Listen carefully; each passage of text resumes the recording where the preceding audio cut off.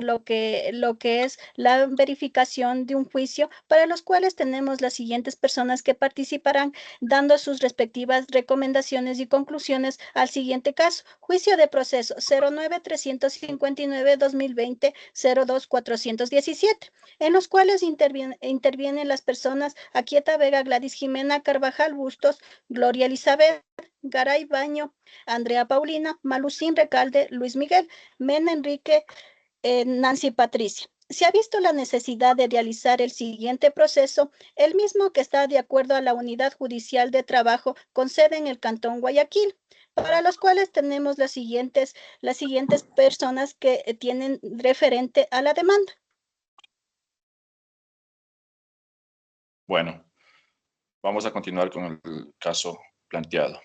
Dentro de esta demanda tenemos que la persona Emilia Elizabeth Esparza Quintana acciona un proceso en el cual contempla el área laboral. ¿En virtud a qué?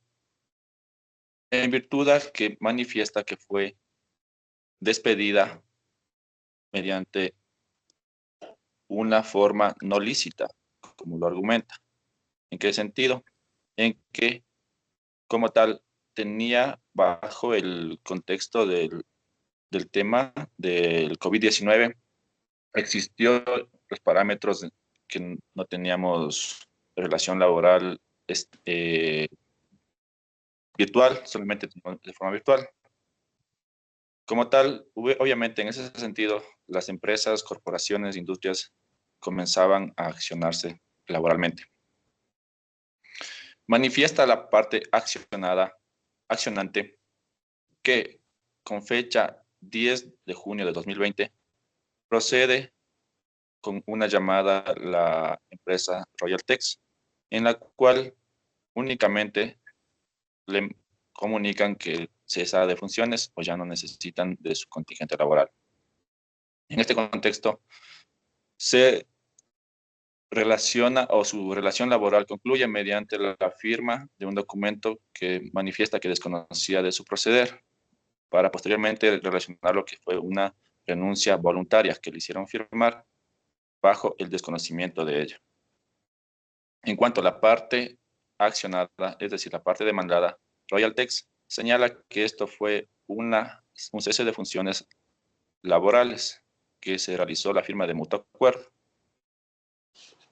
Entonces, en este contexto vamos a dar los parámetros para poder debatir. Estimadas compañeras. Bueno, primero, gracias, Miguel. Primero, debemos considerar que la empresa hace firmar a la funcionaria un documento en el cual le dice que voluntariamente le van a dar una bonificación.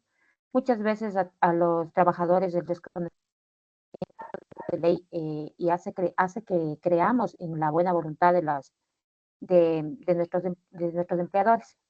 Entonces nos imaginamos que por ese motivo ella firma este documento y este documento es el clave para todo el proceso que se desarrolla en este caso.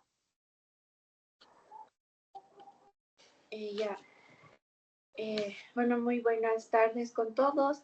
Muchas gracias, Miguel, por la introducción. Es preciso mencionar que la accionante, la señora Elizabeth Emilia Esparza Quintana, fue contratada como vendedora, ¿no? Debido al tema de pandemia, como expresó Miguel, muchas empresas prescindieron de las funciones de muchos trabajadores por el tema de que no tenían una motivación para tener una intención para que sigan continuando en sus labores, ¿no? Entonces, en este sentido, la señora fue despedida. Bueno, ella alega que fue despedida intempestivamente y argumenta que a la empresa, que hubo un acuerdo firmado entre las partes con la empresa. Si bien es cierto, debido a que la señora no tenía conocimiento de ley, o sea, ella firmó libre y voluntariamente dicho documento. Sin embargo, hay que dejar en claro que tampoco la empresa es que actuó de acuerdo a los principios éticos, porque a la final la señora fue engañada, porque le hicieron creer que la bonificación era parte de de todo el beneficio que ella tenía que recibir, pero no fue así. Sin embargo, debido a que este proceso se debe a todos los documentos de respaldo que justifiquen esta demanda, la empresa al final alega que no fue un despido intempestivo simplemente por el hecho de que existió un acuerdo firmado. Entonces, esto a última instancia terminó con el hecho de que ya no se le pague de acuerdo al artículo 51 de la Ley Orgánica de Discapacidades, siendo esto la bonificación de 18 salarios por, por el presunto reconocimiento de que la señora tenía un hijo con discapacidad, hecho que tampoco fue comprobado por el tema de que nunca se notificó a tiempo. Entonces, en ese sentido, también nos ayuda a las unidades administrativas de talento humano siempre a mantener una información actualizada en correlación a las enfermedades, a los grupos vulnerables para que no ocurra este tipo de acontecimientos. En vista a todos los argumentos y que la persona no pudo comprobar dicho sustituto, se quedó con lo que la empresa pudo justificar y alegar, que es el documento firmado libre y voluntariamente de la señora, el acuerdo entre las partes. A la final se tipificó un acuerdo de pago en base a ese documento. Eso es todo lo que puedo decir. Con respecto, compañeros, ¿cómo están? Buenas tardes. Con respecto con lo que acaba de decir Andreita, estoy totalmente de acuerdo en lo que decía que talento humano es el ente responsable de mantener actualizado el personal vulnerable, en este caso de sustituto, ¿no?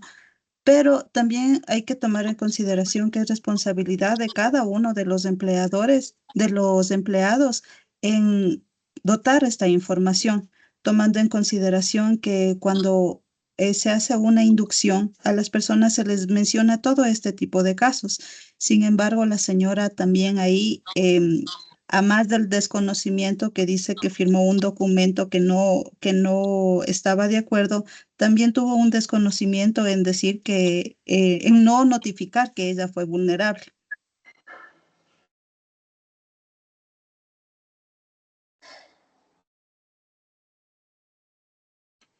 Con la finalidad de esto también se debe considerar que dentro de que tener lo que es a una persona como sustituto por una discapacidad del 75% va en referencia, como lo manifestaron mis compañeros, que va de acuerdo al artículo 51. También hay que considerar que dentro de a veces de nuestros empleados se tiene un desconocimiento, como bien lo indicaron en la ley, y a veces estos desconocimientos hacen que las personas caigan en el error y se cometan lo que son algunas irregularidades, podríamos decir. Cabe recalcar que dentro de estos procesos hay personas, como se les dice, están dentro de un nivel, lo que es de nivel de educación básica, que no conocen cómo se debe manejar o qué documentación se debe presentar. Esto también, como indicó nuestra compañera, está más relacionado con la parte de talento humano. Cabe recalcar que dentro de estos procesos se deben ejecutar de una mejor manera para cumplir y verificar o solicitar lo que son los formularios respectivos, donde nosotros podamos identificar de mejor manera a todas las personas que están bajo lo que son estos procesos o tienen a una persona sustituta con cierto porcentaje de discapacidad. Bueno, yo creo también que, debemos... Sigue, bueno, yo sigue. considero que en verdad como tal, también no estamos tomando en consideración que como tal la institución o empresa emite un supuesto bono voluntario. Entonces, también le queda de precedente para alguna institución que se rija únicamente a lo que manifiesta la ley, porque de una u otra manera puede haber viveza o astucia de las dos partes. En este caso, prácticamente, fijémonos compañeros, ella tenía una remuneración de $544. Bajo ese contexto, a ella le hubieran liquidado totalmente con esa remuneración. Ahora, en cuenta que la empresa como tal le da una bonificación de $1,200, que obviamente, como ustedes manifestaron y es de nuestro conocimiento, fue una bonificación voluntaria por que cesa en funciones. Si es que la empresa únicamente hubiese dotado de la remuneración con lo que la ley manifiesta, la primera instancia no le hubiese salido mucho recurso económico. Fijémonos en esto. Ustedes ya mencionaron que fueron 18 remuneraciones que tuvieron que pagar. Estas 18 remuneraciones tuvieron que multiplicarle por los 1,212 que recibió como una bonificación, recibiendo alrededor de $27,500 de esta persona. Entonces, con la primera instancia, imagínense cuánto rubro económico tuvo que despojarse la empresa. Y recordemos que estuvimos en una situación muy complicada. Ahora, son partes legales que para nosotros va a tener un tema de discusión ágido, porque como ustedes mencionaron, la empresa actuó mal al ocultarle que le estaba haciendo firmar su cese de funciones. Sin embargo, también la otra persona en su debido momento actuó de la misma forma que la empresa en su momento lo hizo, con astucia. Entonces, esta astucia como tal significó que el rubro económico crezca significativamente. Ahora, para que esto se consolide como tal, la jueza de primera instancia que manifestó que bajo el desconocimiento de lo que la persona afirmaba, ellos protagonizaron un supuesto despido intempestivo y en la bonificación por cese de funciones, a esta persona le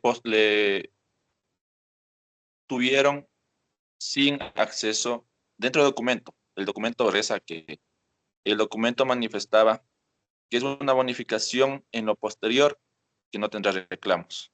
O sea, esa bonificación cubre los reclamos que esta persona haga. Entonces, bajo este contexto, la jueza de primera instancia señala que es una subyacción de un derecho de esta persona. Entonces, creo que es un poquito prolijo, tanto de las dos partes, tener conocimiento pleno de lo que es una normativa, porque la normativa nos llega tal vez a actuar de una forma diferente. En lo posterior viene y se nos hace un problema grande. No sé si compañeras, alguien más tiene Sí, que... sí, yo quería contar algo más. Bueno, creo que hemos visto en este caso las acciones realizadas por parte de la empresa y el empleador, pero también creo que tenemos que analizar los criterios de los jueces. En las tres instancias los criterios van cambiando muy diferente. Lógicamente tienen ellos su documentación de respaldo, lo que cada una de las partes presenta para poder obtener su sentencia a favor de cada uno. Pero en muchos de estos casos, yo creo que en lo laboral también mucho influye lo que es el criterio del juez. En la primera sentencia, el juez determina en base a una remuneración, determina el monto a cancelar. En la segunda instancia, en cambio, se revé esa situación, se realiza con otro monto, otro sueldo, la liquidación, menos lo ya recibido en la primera liquidación de la trabajadora. Pero en la última instancia, en el de casación, podemos verificar que el juez no concuerda con la primera y segunda instancia, por lo que al final de todo este caso se determina que el monto a pagar por la empresa es de $2,470. Entonces, también tenemos que ver en lo laboral, que sí se pueden basar en la ley, pero también depende mucho el criterio de los jueces y creo que se ha dado en muchos casos, no solo en este, sino en muchos casos, que a pesar de que se sustenta en las actuaciones de cada institución, el juez determina otra cosa y muchas veces es una complicación para las instituciones, el criterio del juez. que mismo que no puede concordar con el criterio tanto de la empresa como o en el caso del sector público con el criterio de la Contraloría. Entonces, eso también influye mucho en este tipo de casos que se presentan a nivel laboral y a nivel del país.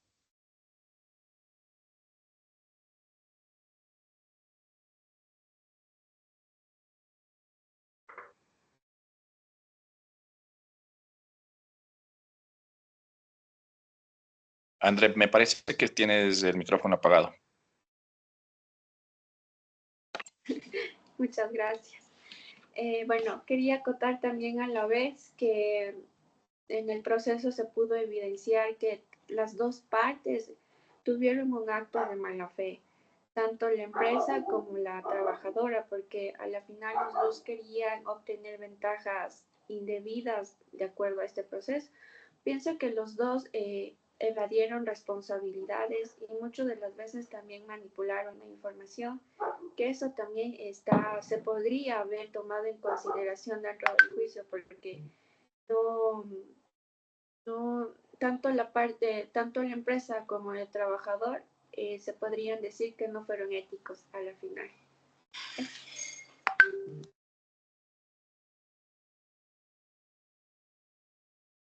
Listo, no sé si alguien más tiene algún comentario, alguna situación que pueda añadir.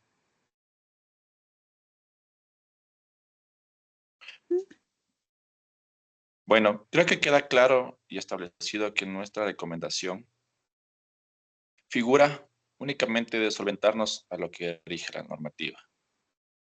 Y obviamente haciendo alusión a lo que manifestó André, que la documentación debe ser oportuna a tiempo para poder solventar cada uno de ellos y esta no sea utilizada con malicia, porque siempre van a tener acciones indebidas o situaciones que contrarían lo que manifiesta la ley. Bajo esta conclusión, nosotros nos damos por sentado lo que manifiesta la tercera instancia. Obviamente, para las dos partes hubo situaciones adversas, en las cuales no supieron prever acciones que en lo posterior vendrían. La fase de casación señala que el rubro económico que debió existir es una inferior a la que manifestó la primera instancia, la segunda instancia, e incluso es una inferior a la que señaló el inspector de trabajo como acta de finiquito. Entonces nosotros como tal, la recomendación puntual que damos como área de talento humano es que la documentación debe ser firme y oportuna para nosotros poder determinar alguna acción a tomar, porque de lo contrario pueden suscitar acciones incoherentes que en lo posterior nos puede afectar. Esto sería nuestra presentación. No sé si un compañera puede añadir alguna situación. De lo contrario, estaríamos cerrando el video.